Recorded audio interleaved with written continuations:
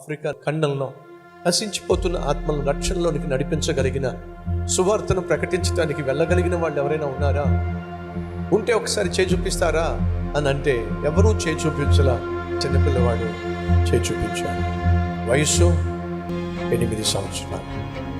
ఆ చిన్న పిల్లవాడు చేయి చూపించటం ఆ రోజు పరలోకమందున్న ప్రభువు చూశాడు. చేయి చూపించిన ఆ చిన్న పిల్లవాడి చెయ్యి ఆయన పట్టుకున్నాడు. ఆ చెయ్యి పట్టుకొని విడిచిపెట్టలేదండి. ఆ చిన్న పిల్లవాడు చదువుకున్నాడు, వైద్య వృత్తిలోకి వెళ్ళాడు, డాక్టర్ అయ్యాడు. డాక్టర్ అయిన తర్వాత హ్యాపీగా ఉద్యోగం చేసుకుందాం, హ్యాపీగా హాస్పిటల్ పెట్టుకుందాం, వైద్యం చేసుకుందాం, చక్కగా కుటుంబాన్ని గడుపుకుందాం అని అనుకోలేదండి. వైద్యమును నేర్చుకున్న తర్వాత దేవుడు చిన్నప్పుడు ఇచ్చిన పిలుపును జ్ఞాపకం చేసుకొని ఆఫ్రికా దేశానికి వెళ్ళాడు. సువార్త ప్రకటించాలి అని ఎంత ప్రయత్నం చేశాడో, ఎంతగా కష్టపడ్డాడో ఎవ్వరూ సువార్తను అంగీకరించలేదు. విసిగిపోయాడు. ఒకవైపు భార్యను విడిచిపెట్టి, బిడ్డలను విడిచిపెట్టి తను వచ్చాడు. ఇక్కడేమో ఎంత ప్రయాసపడి సువార్త ప్రకటిస్తున్నా ఏ ఒక్కరూ కూడా రక్షింపబడకపోవడం చూసి చాలా నిరాశపడ్డాడు.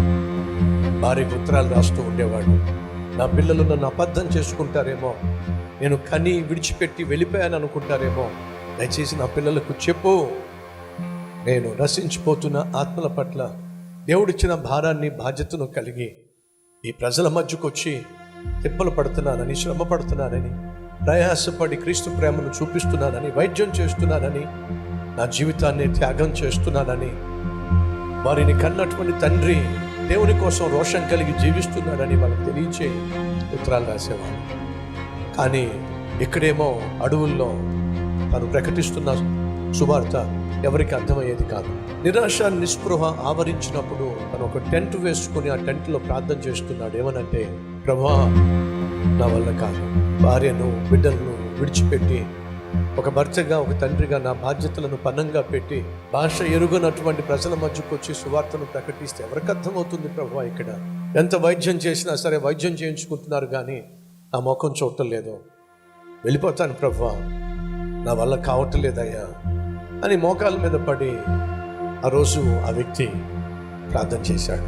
అలా ప్రార్థన చేస్తున్న సమయంలో తాను వేసుకున్న నేర బయట ఏదో శబ్దం వినిపించింది. ఆ రోజుల్లో ఇతడు ఎక్కడ దొరుకుతాడా, చంపేద్దాము అని చెప్పి మనుషులను తినేటటువంటి మ్యాన్ ఈటర్స్ అతని కోసం వెతికేవాడు. కాబట్టి రహస్యంగా తాను దాక్కొని తప్పించుకునే ప్రయత్నం చేస్తున్న సమయంలో బయట అలికిడి వినిపించేసరికి నన్ను చంపడానికి ఎవరైనా వచ్చారేమో అని చెప్పి తన కిటికీకి ఉన్నటువంటి తెరను పక్కకు తొలగిస్తే ఒక కుక్క కనిపించింది. ఆ కుక్కకు గాయం ఉంది. ఆ గాయంలో నుండి రక్తం కారుతూ ఉంది.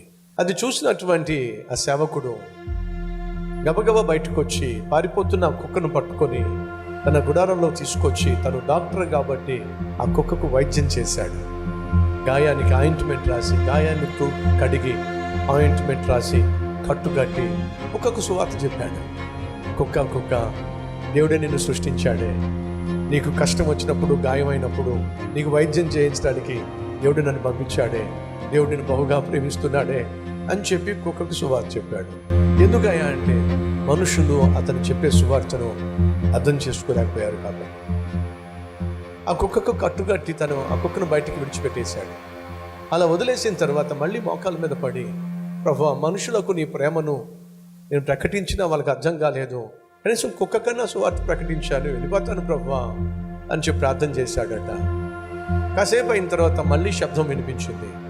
ఏమిటి ఆ శబ్దం అని చెప్పి తన తెరను మళ్ళా తెరిచి చూస్తే ఆ కుక్క మళ్ళీ వచ్చింది. మళ్ళీ ఎందుకు వచ్చింది అని చెప్పి నెమ్మదిగా తన తలుపు తెరిస్తే ఆ కుక్క లోపలికి వచ్చింది. లోపలికి వచ్చిన ఆ కుక్క ఒంటరిగా రాలేదండి, తనతో పాటు 7 కుక్కల్ని తీసుకొచ్చింది. విచిత్రం ఏమిటంటే ఆ 7 కుక్కలు కూడా లోపలికి వస్తే ప్రతి కుక్కకు ఎక్కడొక చోట గాయం ఉంది, ఎక్కడొక చోట దెబ్బ ఉంది. ఆ కుక్కను వెంబడించిన 7 కుక్కలు లోపలికి వచ్చిన తర్వాత తాను ప్రతి కుక్కకు వైద్యం చేసి ఆ గాయాన్ని తుడిచి కట్టాడు. ఆ కుక్కలు ఎంత సంతోషంగా మళ్ళీ బయటికి వెళ్ళిపోయినాయో. ఆ రోజు దేవుడు మాట్లాడాడు, ఆ కుమారుడా, ఆ సేవకుడా, నిరాశ నిస్పృహలో ఉండి ఈ ప్రజలను విడిచిపెట్టి వెళ్ళిపోతానంటున్నావు. కుక్క నేర్పించిన పాఠం నీకు అర్థమైందా? ఒక కుక్క బాగుపడితే అది వెళ్ళి 7 కుక్కలను తీసుకొచ్చింది. ఈ అడవుల్లో, ఈ కొండల్లో ఒక్కడు బాగుపడితే వాడు వెళ్ళి 7గురిని తీసుకొస్తాడు. విశ్వసించో అని చెప్పి ఆ రోజు ఆ సందేశాన్ని ఆ కుక్క ద్వారా దేవుడు ఆ సేవకునికి అందించాడు. ఒక్కడు బాగుపడితే వెళ్ళి ఎంతమంది తీసుకొస్తాడట? 7గురిని తీసుకొస్తాడట.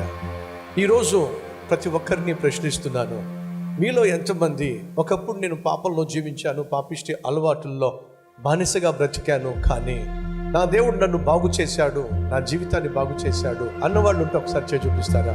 చాలా సంతోషం. బాగుపడిన కుక్క ఏం చేసిందో ఒకసారి చెప్తారా? వెళ్ళి 7 కుక్కలు తీసుకొచ్చు.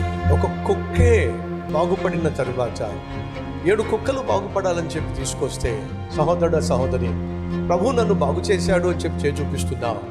మరి అడుగుతున్నాను, నీ ఇంటిలో ఎంతమంది లేరు పాడైపోతున్న వాళ్ళు? నీ బంధువుల్లో ఎంతమంది లేరు దురలవాట్ల వల్ల, పాపిష్టి అలవాట్ల వల్ల, అక్రమ సంబంధాల వల్ల, అన్యాయము అవినీతి వల్ల జీవితాన్ని నాశనం చేసుకుంటున్న వాళ్ళు ఎంతమంది మీ కుటుంబంలో లేరు? ఎంతమంది మీ బంధువులలో లేరు? ఎంతమంది మీ స్నేహితులలో లేరు? మన దేశం బాగుండాలి అంటే మన సమాజం బాగుండాలి. మనం సమాజం బాగుండాలంటే మొదటిగా నువ్వు బాగుపడాలి, నీ ద్వారా 10 మంది బాగుపడాలి. నువ్వు అంటున్నావు కదా, ప్రభు నన్ను బాగు చేశాడని. ఆ తర్వాత జీవితం నుంచి విడిపించి, అబద్ధాలు చెప్పే జీవితం నుండి, దొంగతనాలు చేసే జీవితం నుండి, మోసాలు చేసే జీవితం నుండి, అన్యాయం చేసే జీవితం నుండి ప్రభు నన్ను విడిపించాడు, బాగు చేశాడు.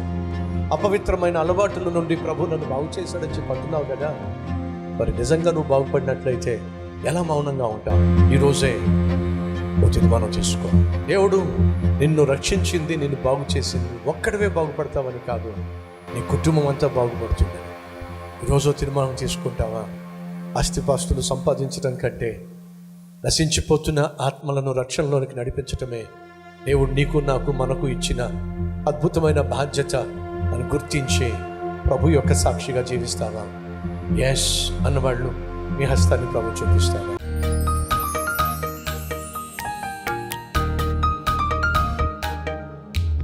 మహాపరిశుద్ధుడు అయిన ప్రేమ కలిగిన తండ్రి, బహుశ్రేష్టమైన సూటి అయిన స్పష్టమైన సందేశాన్ని మాకు అందించినందుకు వందనాలు, స్తుతులు, స్తోత్రాలు.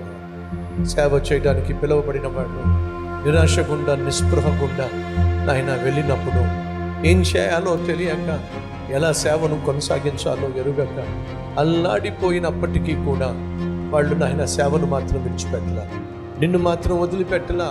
ఇచ్చిన సేవను ప్రాణంగా ప్రేమించి ప్రాణాలు సహా సేవ కోసం పనంగా పెట్టి ఆయన సువార్తను బ్రతికించారు. మమ్ములను ప్రభువా నీకు పరిచయం చేశారు. అందును బట్టి మా కోసం నువ్వు పంపించినటువంటి ప్రతి సువార్తికుడిని, సేవకుడిని, మిషనరీని బట్టి ఆయన మీకు వందనాలు, స్తుతులు, స్తోత్రాలు. ఆయన ఆ దేశానికి వచ్చినటువంటి థోమాను బట్టి మీకు వందనాలు. ఆ దేశానికి వచ్చినటువంటి విలియం కెరీ గారిని బట్టి మీకు వందనాలు. ఆయన ఈ విధంగా ఒక్కొక్క దేశాన్ని రక్షణలోనికి నడిపించడానికి మీరు వాడుకున్న ప్రతి సేవకుడిని బట్టి మీకు స్తుతులు, స్తోత్రాలు చెల్లిస్తున్నాం. నేటి తరానికి ఆయన మేమే కదా సేవకులము, మేమే కదా సాక్షులము, మేమే కదా నీ చేతిలో సాధనాలము, పనిముట్టులము నాయన. కాబట్టి ఉన్న ఫలాన మా జీవితాలు మీ చేతికి అప్పగిస్తున్నాం, అంగీకరించాయి. యేసునామం పేరిట వేడుకుంటున్నాం తండ్రి, ఆమేన్.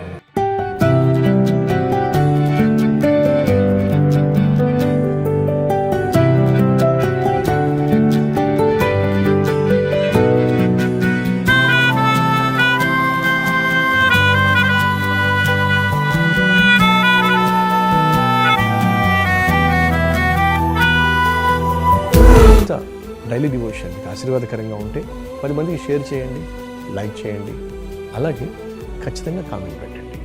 మళ్ళీ రేపు ఇదే సమయంలో మరొక అద్భుతమైన డైలీ డివోషన్ మీ ముందుకు రాబోతున్నాను. అంతవరకు సెలవు.